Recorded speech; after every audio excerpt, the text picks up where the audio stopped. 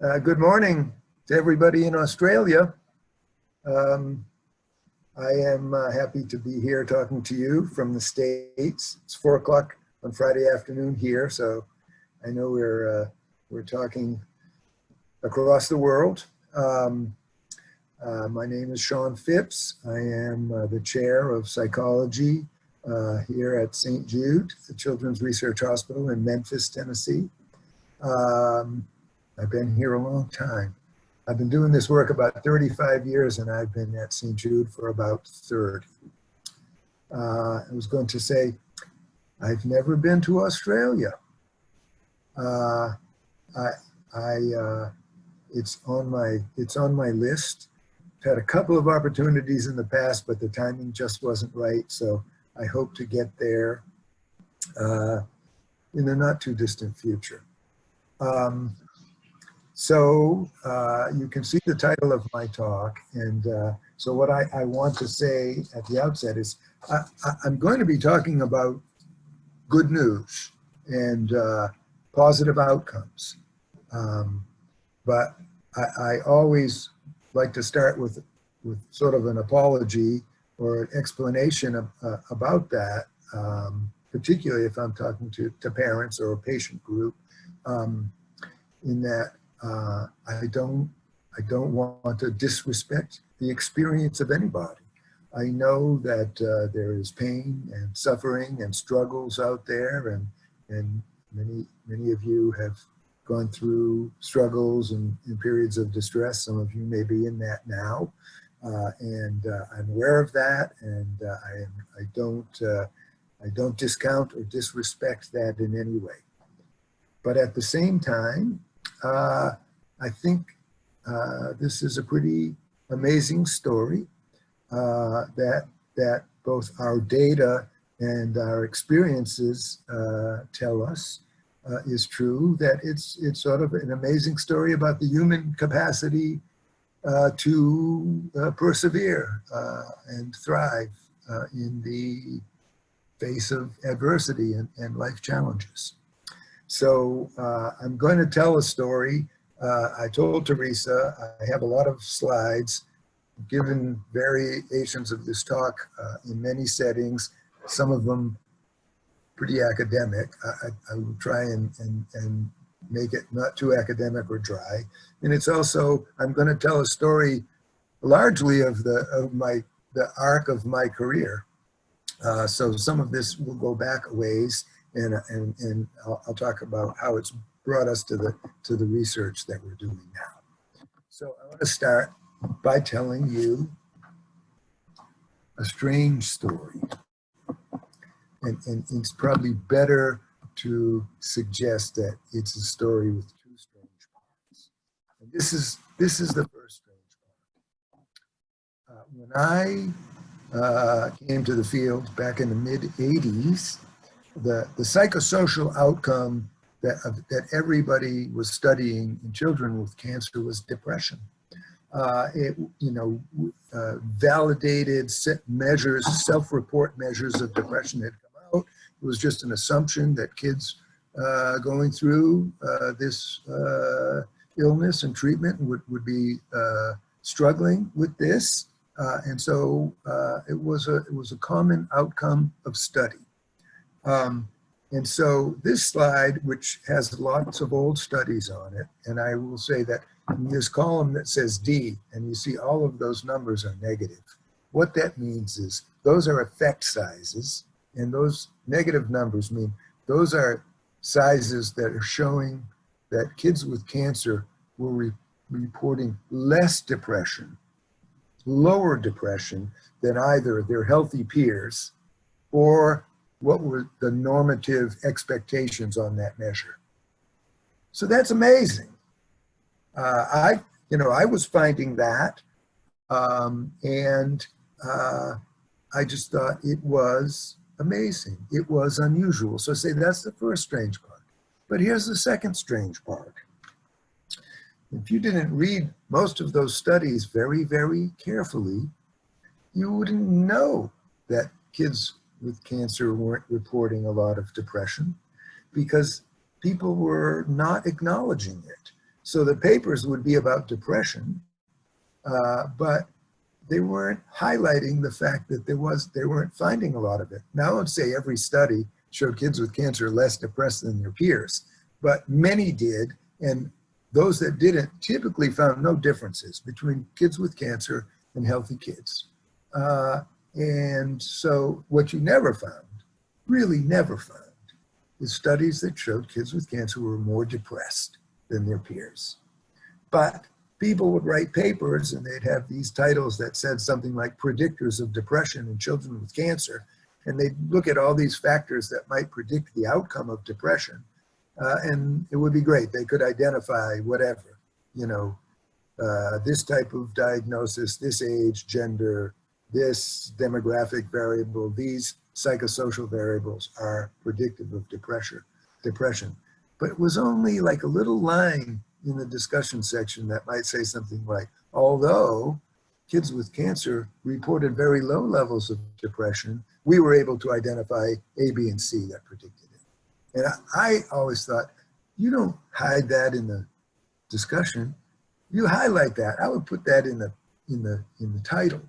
Wow, kids with cancer report low levels of depression. Now, it's a puzzle, it's a mystery. Why is this so? But for whatever reason, folks were not really acknowledging it. I would say I was one of the few that would say, whoa, look at this. I don't understand it, but this is what we're finding. And I will say that my clinical experience at that time wasn't really consistent with that, because I saw kids, I was doing clinical work, and I saw kids that looked depressed, certainly that were dysphoric, having some trouble. So I did see that. But I also have always worked in a consultation liaison model, which means we see the kids that are sent to us. And the kids that are sent to us are those that are having problems. But when you go out and do research and you ask for all of them to answer, this is what we find. So how do we explain that?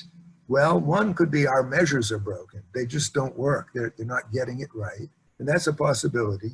I don't think very likely, because we know they're validated measures. They differentiate depressed from non-depressed kids in other settings. So maybe it has to do with some other things related to the coping styles, coping approaches of kids with cancer.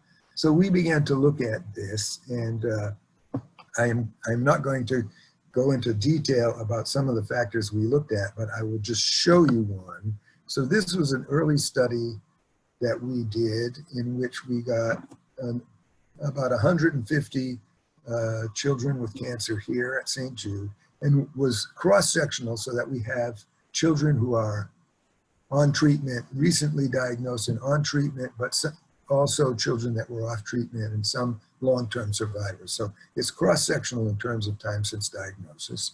But what we found was we measured this personality variable or coping variable, if you will, called adaptive style, that we use, and we use those measures to sort of put folks into categories. And we have a category of high anxious, a category of low anxious, and then this unusual category that we refer to as repressor.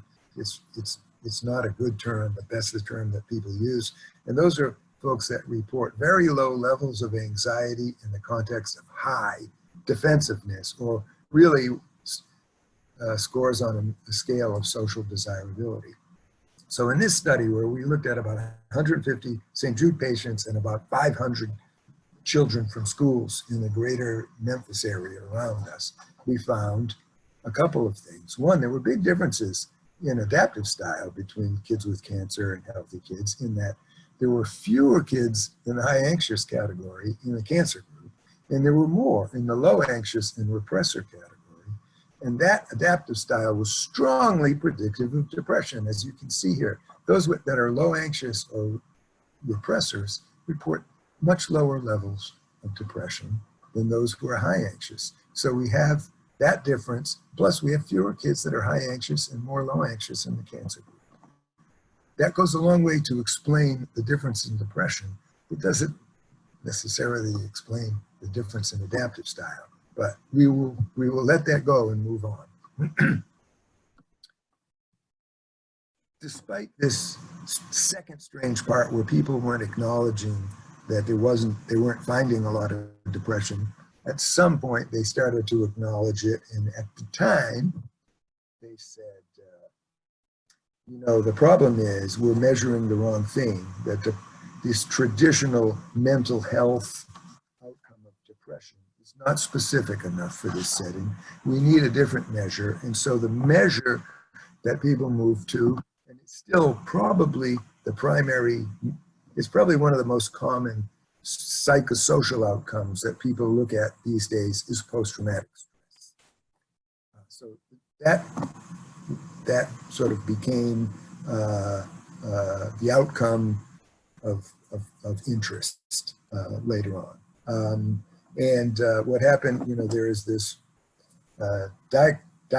DSM, Diagnostic and Statistical Manual, sort of the handbook of psychiatry, and we're now with the DSM-5, but back in the DSM-3, post-traumatic stress disorder became a disorder, and in the DSM-3R, which came out a few years later, having a life-threatening illness or being the parent of a child with a life-threatening illness were identified as events thought to be traumatic enough to lead to post-traumatic stress. So now there's a groundswell of people studying that. This was influenced a lot by somebody who was the chair of psychiatry at Memorial Sloan Kettering Cancer Center, one of the largest cancer centers in the state. And this was Dr. Neer, Yehuda Neer, and he wrote, this is when people started studying post-traumatic stress in pediatric cancer, they often referred to this paper by Dr. Neer, and they often said post-traumatic stress is the most common outcome in children with cancer. But that's not what he said. He actually said something even more astounding. He said that his experience is that children undergoing cancer therapy, that they have almost without exception the diagnosis of post-traumatic stress disorder. So it wasn't that it's the most common thing. He said everyone has it, but there's something that we have to pay attention to, because it wasn't based on data. What the first two words of that quote tell you the story says, it was from our experience. Well, this is what I say to that. It's not my experience. I don't do so much clinical work these days. I'm more of an administrator and a researcher, but I still do some clinical work, and for years I did a lot of clinical work. And I can tell you, I can count on the fingers of one hand the number of patients I thought that actually qualified for a diagnosis of post-traumatic stress disorder. And the interesting thing in those cases were those kids usually had something else major that happened in their life. So like a death of a parent, a house burned down, some other major trauma in addition to their cancer, where they were really struggling and where I would think that was the diagnosis. So it was not my experience. So, I never met Dr. Neer, and I was trying to find out more. And in fact, he had been retired for some time. And then a couple years ago, he passed away. And there was an obituary in the New York Times that I saw that told a story about him. And he's a very, very interesting man. He was a Holocaust survivor who was in Poland and had to hide in plain sight in Warsaw. His father was taken away to a concentration camp and died in the concentration camp. And he, his mother, and his sister posed as Gentiles in Warsaw, and had just a horrendous experience till the war was over and they were able to come to the States. So it's understandable that he might have a different worldview. And he actually later in life wrote a book called The Lost Childhood, a memoir of his childhood experience. So what I gather from that, he was, by all accounts, a very decent, good-hearted man with a very, very interesting life story. But in this instance, I think he was just plain wrong. Here's the book, The Lost Childhood. So we started studying post-traumatic stress as an outcome. And again, so I'll start with in the same sort of design, a large group, in this case about 200 children with cancer, cross-sectional, including some on therapy, some recently off therapy, some longer-term survivors. So to always try and get a nice mix of that, and then out into the community to find peers, healthy children that we try to match on age, gender, race, ethnicity, and socioeconomic status. And this is what we found when we used the UCLA is the most common measure of post-traumatic stress in children, and we found no differences. So it's a little different than what we were finding in depression, because in depression we were finding the cancer group scoring much lower. Here you find no differences. In fact, if you wanted to say there was no difference, you could hardly make up data that showed it better than this. So we weren't finding any instance of post-traumatic stress symptoms, or elevated post-traumatic stress symptoms in our population relative to their healthy peers. And again, our adaptive style measures predicted strongly the outcome of post-traumatic stress. So whether you had cancer or not did not predict this outcome, but what your adaptive style was predicted it very strongly. And by the way, when we use parent report instead of child report, this is parent report of their children based on the children's report of their adaptive style, we find the same thing, that parents of kids who identify themselves as high anxious report more symptoms, the low anxious and repressor report fewer symptoms. So that was the story. Well, I went a little quick there. So I was very puzzled by this difference in adaptive style between our cancer population and our healthy kids in the community. And I really didn't know how that came about and what the implications were. But I will say this, there's a lot of research on this, this personality style, if you will, in adults. And when it was in fact first studied, that it was found that people that were identified as repressors, although they reported low levels of anxiety and depression and what have you, that if you measured it, if you measured the way their body spoke, that maybe their heart rate variability, blood pressure, etc., muscle tension, skin conductance, that even though they were reporting low anxiety, they looked like they were highly anxious.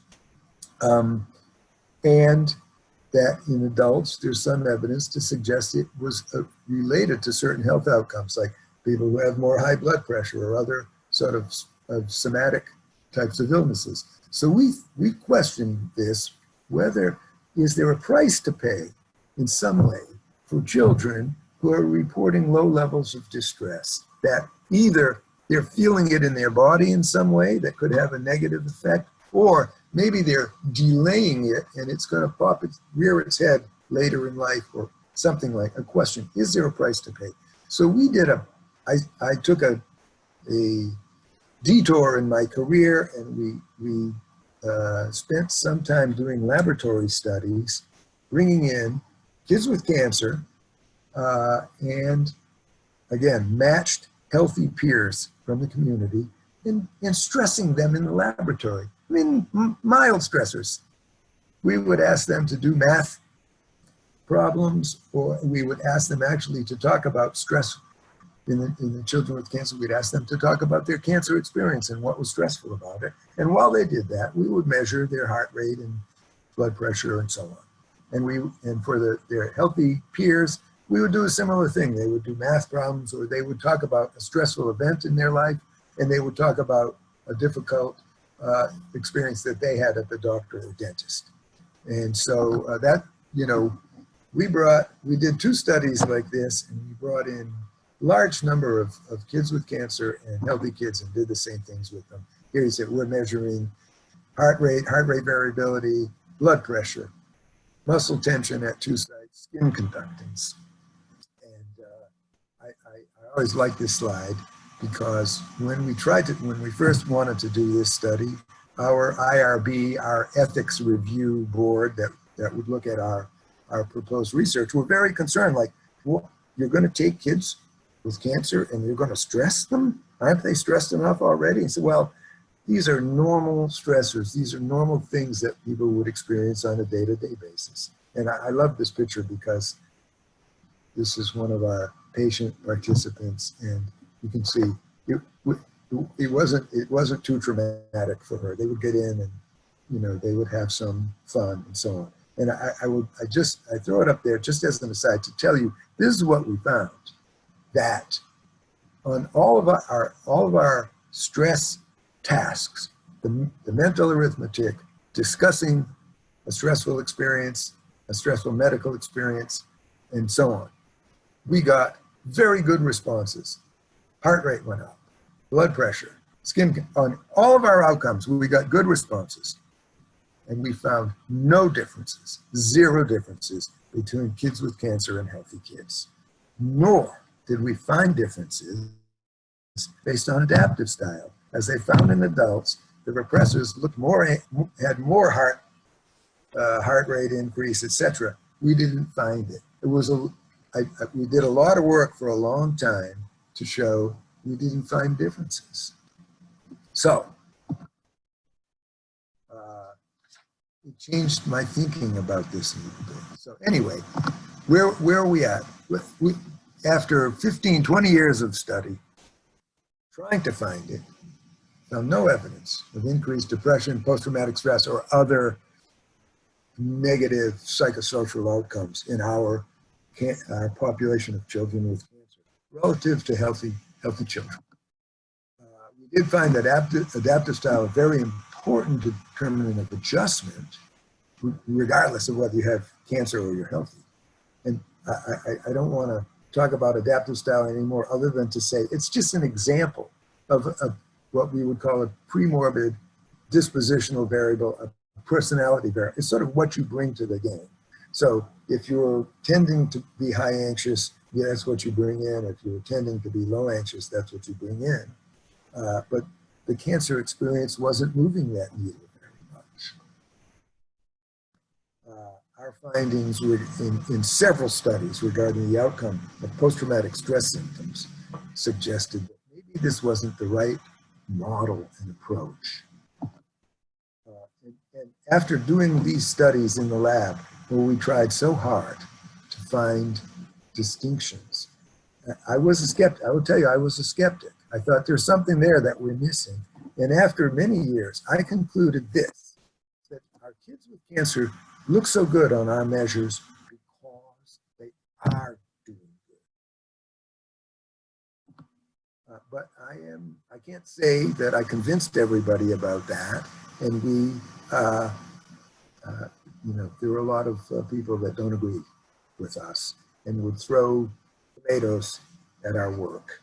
There are a lot of people that agree also. So I won't say we're an outlier. I will say this, our findings are not different. People studying this elsewhere in the United States, people studying it elsewhere in Europe, and some in Australia, haven't really found things dramatically different from what we find. They may interpret it differently, but our results are really not out of line. But nonetheless, because people would criticize, we wanted to do a study that we thought would really sort of show this and be unassailable, unimpeachable in some way. So I'm going to call this the resilience and growth study, although I see in my next slide I labeled it differently. But we did this study, and this is sort of the philosophy behind it, the theory behind it. I think that people looking at this from the lens of a traumatic stress model have two assumptions about this, which is one, that cancer is a traumatic event, and secondly, that the natural response to trauma is distress and pathology. And I believe that there's some evidence to suggest that neither of those are really accurate. So, if I talk about this first one, some of the early studies were looking at survivors who were treated a long time ago. At our institution, we have this huge study, the Childhood Cancer Survivor Study, which is collecting data from like 25 centers in the United States. But when they originally started, they were collecting data from people that were treated in the 70s. And during that time, life was different than it is in the 21st century. So, and I came in the mid 80s, and things were changing, but and then they continued to change more, I think all in a positive direction. But if you had a child with cancer in the 70s, or you were a child diagnosed with cancer, your chances of survival were poor. So there was a much greater life threat. There were a lot more invasive procedures. At our institution, in the 70s, a child with ALL, acute lymphocytic leukemia, would have a bone marrow aspirate every 6 weeks for 2.5 years. And they would generally be done without really any type of anesthesia or sedation or preparation. So there were lots and lots of traumas that way to the body. And they were a lot sicker. We didn't have good drugs for nausea and our pain support was not as good. Our psychosocial support was not as good. So if you're looking at somebody that was treated back then, life was very different than it is today. In the 21st century, now, across all cancers, we say that the chance of survival is 80% or greater. With the ALL, it's now hitting 90%, virtually 100% will go into remission. We do far fewer invasive procedures. And here at our site and most sites in the States, and I imagine in Australia, most of them are done under general anesthesia. We have much more improved symptom control. We have good drugs for nausea. That doesn't mean no children experience nausea and vomiting, but it's far less than it used to be. I think we have much more aggressive and efficient pain management. I think we have a more informed and sensitive treatment environment, lots more programs to optimize social functioning and so on. So I think that the experience is clearly not as challenging and stressful in 2019 as it was in 1970. That doesn't mean it's not stressful. Again, I don't want to insult anybody or dismiss anybody's concerns, but it is better now than it was then. And if we study the survivors from the 70s, they represent a sort of really a very different set of outcomes than the children that we're seeing these days. So that's part of it. Now, if I get to the meat of this topic, I want to talk about two different constructs, related but somewhat distinct. So in our study, resilience is defined as low levels of distress following adversity. So we measure it by traditional outcomes like measures of depression, anxiety, or post-traumatic stress, and finding low levels of these despite the significance of adverse life events. And in this case, the stressful event is cancer. And so what we find, and I refer to the work of George Bonanno about this a lot, who says that resilience, the resilient outcome, he refers to it as minimal impact resilience. I don't necessarily like that because I think there are impacts. I don't want to minimize them. But the idea is there's a relatively minor and transient disruption in functioning, in distress after an event, and then people go back to their pre-morbid level. And that's the most common outcome. Often occurs in adults, in about 2/3 of adults, that they measure after the death of a spouse or some other major life event, that people tend to look like they did before. A smaller number have more pronounced distress, but then can take a longer time to recover, and a very small number continue to have problems over time. That's how it's described and has been studied in a lot of adult populations, and it's very similar to what we find in children with cancer. The other construct is growth, and growth is sort of a newer outcome that people look at, and it's measuring specific positive changes following adversity, such as improved family relationships, greater maturity or personal strength, ability to appreciate the good things in life. This construct was developed with the terminology of post-traumatic growth, and I actually use the term challenge-related growth because I don't necessarily think you have to invoke the experience of trauma to get it, but this is actually a measure that we developed here, and we ask patients to respond to some of these statements and to endorse how it may have helped them to become better in some way, to become closer to their family in some way, etc. And we find that they report a lot of these positive changes. I want to, I asked, how does this happen? What is going on here? And I want to talk a little bit about this construct of the psychological immune system. You know, I think the immune system, the biological immune system, is one of the most amazing things. You know, you get a cut, and all of these things happen. You know, there's a rush of different platelets and blood clotting factors, or there's cytokines that come to prevent infection. The body just responds in an amazing way. And in the same way, we have evolved with a psychological immune system. So what I say is negative events are going to impact us, but they don't impact us as much or as long as we expect them to. Trauma is common. But by age 16, almost 2/3 of children, adolescents, will have experienced one event that would be considered as a traumatic event. But yet the prevalence of post-traumatic stress disorder is very low. So trauma is common, post-traumatic stress is much rarer.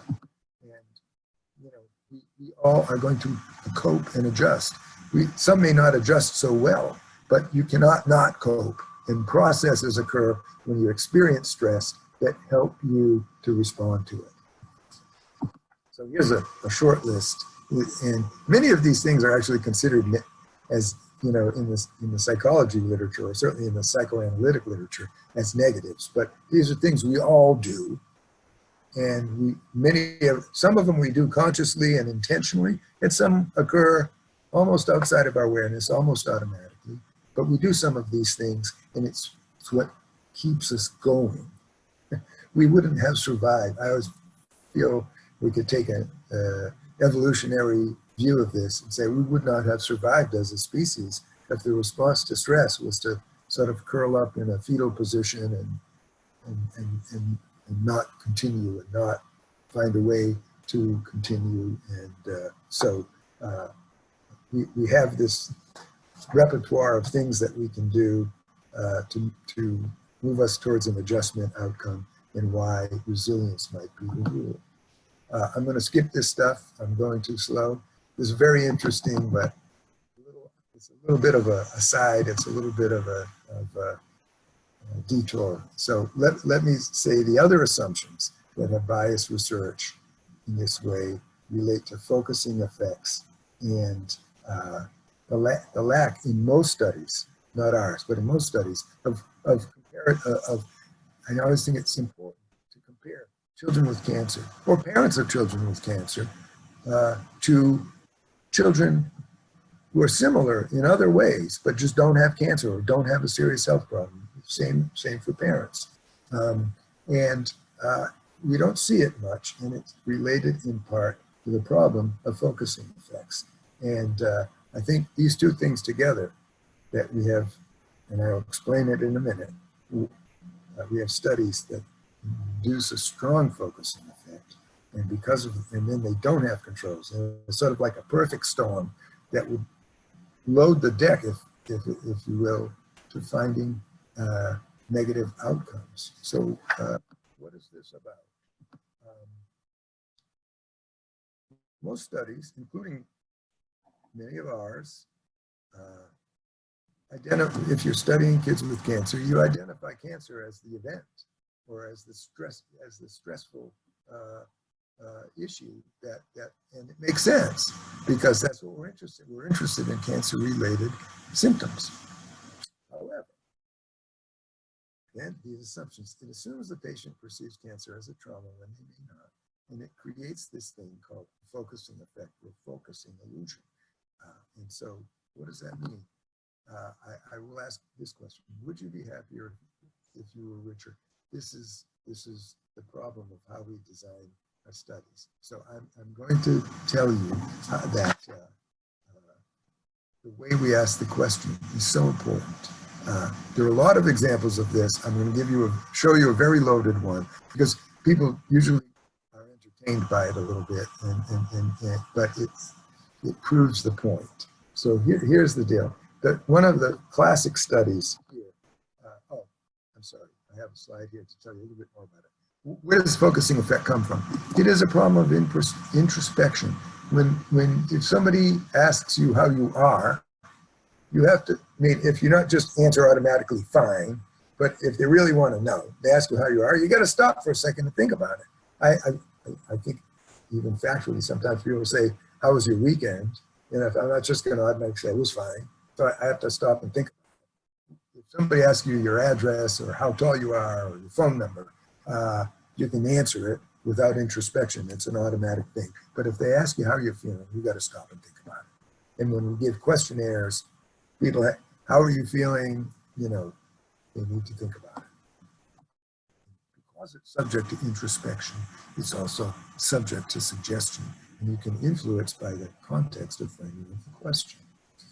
And so if people consider the impact of any particular factor on their life, they're likely to exaggerate its impact. So if you orient them to cancer, and you ask it, in fact, if you load and say, we're asking you this because we know cancer is a traumatic thing and we want to know how the trauma of cancer has affected you, you have just changed the fields very dramatically. So here's the loaded example. This is one of the early studies of the focusing effect, and it's done with college students. And so they have two groups, and one group is told they're interested in life satisfaction, life happiness, and factors related to it. And in that, they ask a bunch of questions about happiness and a bunch of other questions, including how many dates did you have in the last month? And when you do that, the correlation is 0. The other half are told, we're studying the effect of romantic functioning on life happiness. And in that case, we ask them first, how many dates did you have in the last month? And then ask, how happy are you with your life in general? And when you do it that way, it's the same two questions. The correlation now is highly significant at 0.66. So it's a very loaded example, but we have stuff like that in our research all the time. So two studies that came out on almost the same day, a few years back, looking at cancer survivors, childhood cancer survivors. And one of them brought them back to the hospital, identified that they were studying post-traumatic stress disorder. They assumed that everybody met these criteria, A1, A2 criteria, which is the DSM criteria to say whether or not you qualify for a diagnosis of PTSD. They didn't have any controls, and they found a 16% incidence of post-traumatic stress disorder, which is real high relative out there to the general population. Another group interviewed both patients and demographically similar controls in their home. They didn't mention cancer. Half were cancer survivors, half were not. But they did an interview. They start as the way you should for if you're studying post-traumatic stress with a life events interview. You ask about a bunch of life events, whether or not they happened, and if they happened, how stressful were they? And then they identify their most stressful event, and you go forward from there. And in that case, the cancer group, only 28% identified a trauma, and only a third of those were cancer related. And they found a 3.5% incidence of post-traumatic stress disorder, none of which were cancer related. And there were no differences between the kids with cancer and the survivors with cancer and their matched peers. It's very different. There is a traumatic stress network, and this is one of their flyers that they use. In fact, so this is actually for parents, and this looks a little fuzzy on my screen, so maybe for you too. That says here, this is supposed to be helpful. It says, traumatic stress symptoms are common after a serious illness. Even though it is your child who's injured or ill, your whole family can be affected. It is normal for you as a parent to feel overwhelmed or unprepared to help your child or yourself cope. Traumatic stress symptoms can include being easily upset or angry, feeling anxious, jumpy, or confused, being irritable or uncooperative, feeling empty or numb. These are literally a list of the symptoms that you're going to be asked on the questionnaires. So they give them this ostensibly as anticipatory guidance to help them, and then they'll ask them to fill out a questionnaire about trauma symptoms. I think this is not very helpful. I say, anticipatory guidance is a major tool that we should use, but this just doesn't go far enough. It focuses only on the negative. So if we're going to provide suggestions, say, to parents of newly diagnosed children with cancer, we should include also, I think, a more positive message. I might suggest something to the effect that, you may be feeling distressed or uneasy right now, as many parents tend to do at this time, but this tends to pass, often quickly. And you might be surprised to find how well you can cope. Or you might be surprised to discover new strengths that you didn't even know you had. And these challenges, which can seem pretty big right now, might feel much more manageable in the future. I think that's the type of message we ought to be giving, because it's the therapeutic message, but also because it's the truth. And I think that clinicians who work with these families know, often you see families of a child who's newly diagnosed in the hospital walking around with a deer in the headlights look, and just a few weeks later, they're like pros. They talk in a different language, they have different energy, different body posture, and so on. And it's the natural process of adjustment that occurs. Again, not for everybody. Of course, some have these problems that persist and even get worse, but those on the whole tend to be the minority. So anyway, I am being very long-winded, and I want to allow some time for questions. So I'm going to say, we designed a study, like I said, that we wanted to be unimpeachable. I will say that in the study, although we didn't have the option of doing home visits, as my friends whose study I had reported a minute ago did, excuse me.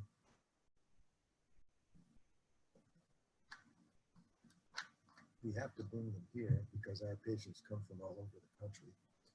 So we do our interviews here on our site. but we don't, we, we, we study these outcomes without orienting them to cancer. We don't tell them it's about cancer or about trauma, but we start with a life event survey, and in order to minimize focusing effects. That's one thing, but it also allows us to do exactly the same thing with our control population. What we do is we go out to schools, mostly schools and some other settings, in the 3-state area surrounding the hospital, and we give, we request permission. We send permission slips home with the children, asking, and we're not asking them to participate in a study, we're just asking whether they would consider to participate in a study later if they match a St. Jude patient. And we ask for their contact information and information about the child's age, gender, race, ethnicity, and parental education and occupation. And so we get really, that's like several thousand. And then when we would do this with a patient at St. Jude, if we found a 10-year-old African-American female whose parents both had high school educations, we go to that pool, we pull out other 10-year-old African-American females whose parents have a high school education, choose one, and bring them in, and we can do exactly the same thing. In the past, if you orient your cancer group to cancer, you don't have anything to do with your comparisons. What are you going to say? They don't have cancer. And in some people, the few people that would get comparisons, including us in the past, we would ask the control participants to just talk about whatever was the most stressful or traumatic thing in their life. So the cancer group is oriented to cancer, and they're asked about cancer, and the control group is asked about their most traumatic event. So you're kind of comparing apples and oranges. So when we do it this way, we don't talk about cancer, and we don't talk about trauma per se. We go over a list of life events, one of which is having a life-threatening or serious illness. And they go through, they tell us which ones happened or didn't happen. And then for those that happened, we ask them to choose what they think is the most stressful or traumatic event. So you can do exactly the same thing with the patients as you can with the comparison group. And we did in these things 3 diagnostic interviews. We interviewed children starting at about age 8 through adolescence, through 18. We did this and then do a diagnostic interview with them. And then we do 2 with the parents. We ask the parent to describe what they think is the most traumatic event their child had and report on their child's symptoms. And then we ask the parent about themselves to identify their most traumatic event and talk about their symptoms. We assess both negative and positive outcomes, and we look at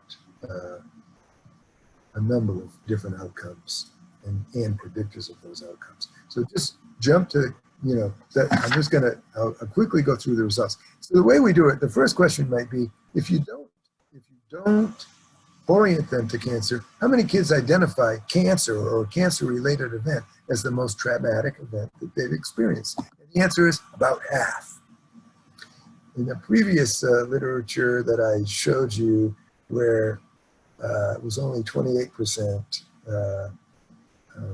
those were all long-term survivors, whereas ours is a cross-sectional study. And so overall, about half do, and what we find is this number goes down as you are further away from diagnosis, so that in our long-term survivors, well, in those that were more than 5 years since diagnosis, only about 20% identify a cancer event as their most traumatic event. Parents are a little different. 78% of the parents identified their child's cancer as their most traumatic event. But that drops down to about 50% in parents whose kids were more than 5 years from diagnosis. Well, so if they didn't choose cancer, does that mean they had some other terrible, terrible life event? Well, some did, but many of them had sort of very mundane things that could happen. I mean, something like the death of a pet. I don't need to minimize that either, but it's a very common occurrence. And it was as likely to be identified as children in the cancer group as children in the control group. And So there are some really awful things that house burns down, somebody's shot, etc. And then there are more mild things like just got a bad grade on the test or something like that. So we did literally thousands of hours of interviews, and the question is, how many of those patients qualified for a diagnosis, a full diagnosis of post-traumatic stress disorder? The answer, 1 out of 255 children. And at the time, we only had 180 comparisons. We were still collecting them. We had 1 in the control group. Obviously, no difference. It's a very low incidence, but the incidence in the general population is about 1%. So it's not really different. That's if they had current PTSD. We also asked about if you ever had these symptoms previously. We found in the cancer group that about 7 had qualified for having had a diagnosis at some time in their life. A little bit higher than in the controls, but not significantly. So this is what happened. For the one child that identified, that we identified as having current post-traumatic stress disorder, the event they experienced was not a cancer event that they identified. It was a drive-by shooting in which they were walking down the street and with their cousin. The cousin was shot and killed, and they were shot. Of the 7 that met criteria for lifetime PTSD, 2 of those 7 were cancer related and 5 were not. So it's very striking. But now we just ask, what about the level of symptoms? So as I mentioned, we allow the patients to spontaneously identify their most stressful event. And it could be cancer, it could be something else. But we're interested in cancer. So in that almost 50% of patients who didn't identify cancer as their most stressful event, when they were done, when they were through everything, for the outcomes of post-traumatic stress and growth, those 2 outcomes, we went back and we said, you know, you didn't mention cancer. Now I'd like you to think about cancer and think about the most stressful element of that and answer these questions again. And so when we did that, so now we can look at the outcomes 2 ways. We can compare our cancer patients' report to the controls when they're talking about cancer,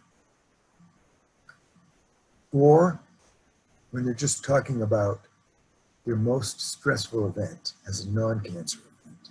When you do that, we find our groups look no different when they're talking about their most stressful event. But when they're talking specifically about cancer, they actually report significantly lower levels of post-traumatic stress symptoms than their peers. We didn't expect this. This was a surprise even to us. But it's striking. So what happens if we ask the opposite and we ask about benefit and growth? Well, we found the same thing in inverse, in a sort of inverse way. When they're talking about a non-cancer event as their most stressful event, they look identical to controls. When they're talking about cancer, they report far greater benefits than either the controls or their peers who are talking about a non-cancer event. So I just find this pattern of results fascinating. It's a very interesting reflection on the meaning of the cancer experience for our patients. And some are not so thrilled with our presentation of this, but it's what our data shows, and it is to a large extent our experience. Really, the question is this really good news? How can this be? Why aren't these children having more difficulties? And I'm going to skip a few slides here too. Is it not a stressful experience? Is it a stressful experience or not? Of course it's a stressful experience, but I would say it is not an adverse child experience in the similar means that as we are in the States, there's a huge study about adverse child experiences, but related to abuse, physical, sexual, emotional abuse, parental conflict, parental substance abuse, etc. That this is a different experience than that. Of course, it's stressful, but it's a stress that's equally likely to lead to positive change and growth. And why is this so? If we talk about stress, I think we can sort of put it in three categories. I mean, it's not all the same. We have day-to-day stress, one might just your sort of common day-to-day stress, one might refer to as positive stress. It's things like the first starting school, getting an immunization at the doctor's office, giving a book report in front of the class at school, etc. And these are things we experience on a regular basis, and navigating them positively can have a positive outcome. Tolerable stress tends to be more tragic and unavoidable, occurring events like losing a loved one, or etc. But the key here is that the child has supportive caregivers and to buffer the stress response. And with support, this sort of keeps them from doing lasting damage. And then there's toxic stress. And this is where you're going to get from abuse, neglect, parental conflicts, etc., that can have a much more long-term effect. So what I would say is that the experience of cancer is in some way an opportunity to experience mastery of stressful events. There's more stressful events, but also more opportunity to do that. So I think that when we talk about this, there's an important distinction between recovering back to baseline after a negative event, or deriving from it a greater capacity to tolerate future stressors and exhibit future resilience. So, there's not a direct linear relationship between the amount of stress or adverse life events and psychological outcomes. Those with prior exposure to some adversity do better than those with none or limited exposure. And a lot of people have written about this in different ways, call it stress inoculation. I like the one by Dienstbeier, who calls it toughening. Who actually studied this in animal models and rats, shown that if you expose the pups to intermittent stressors, that later in life they tolerate stress much better than those that either are not exposed to stress or exposed to very high stress.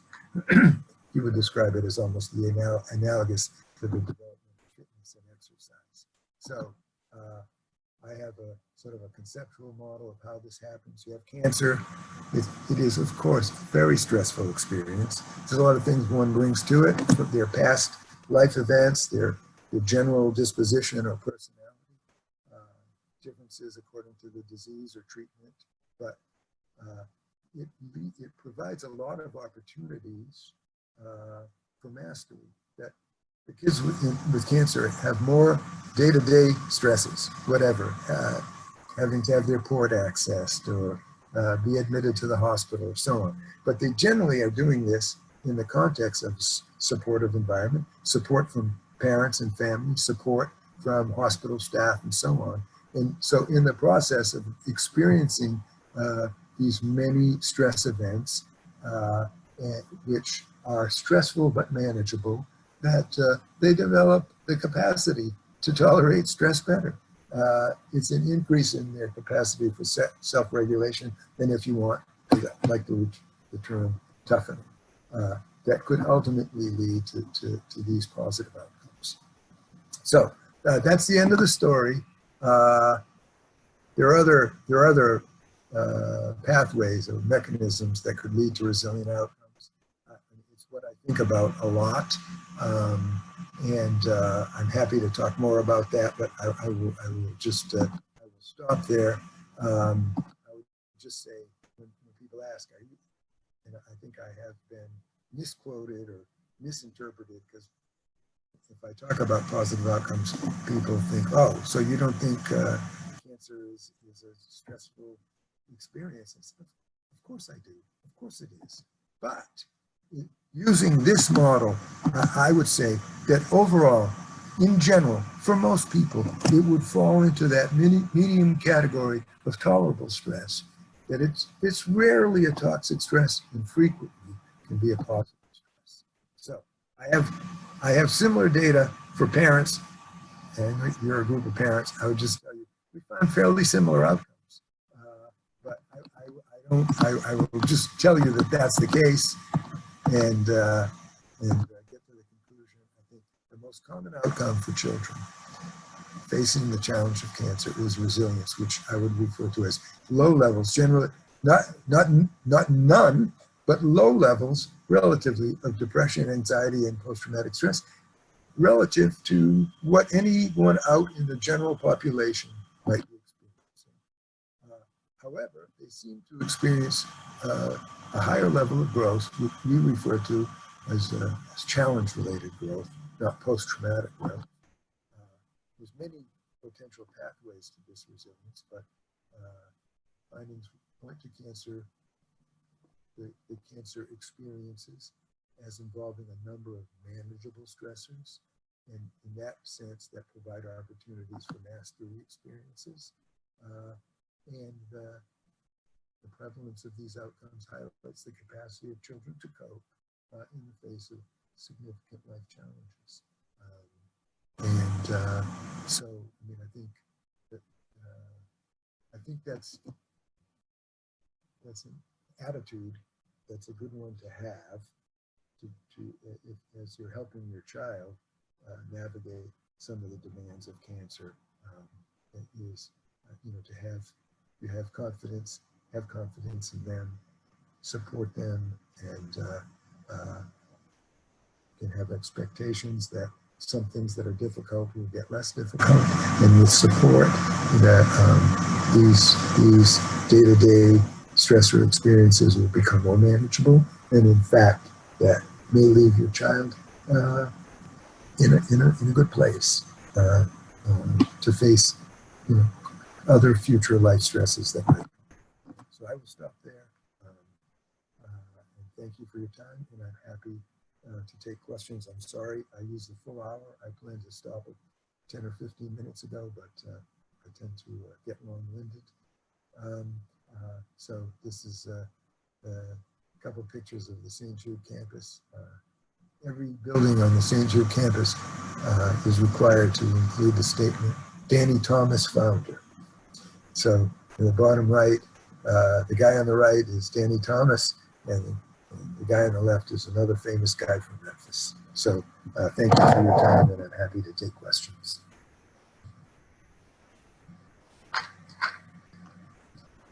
Hi, Sean. It's Teresa. No questions have come through, and I've just noticed that people have started logging off. So yeah, I think it's safe to say that there's probably no questions coming through. Okay. Well, if somebody has them, you can. If anything pops in, you can email it to me, and I'll see if I can respond. Okay, great.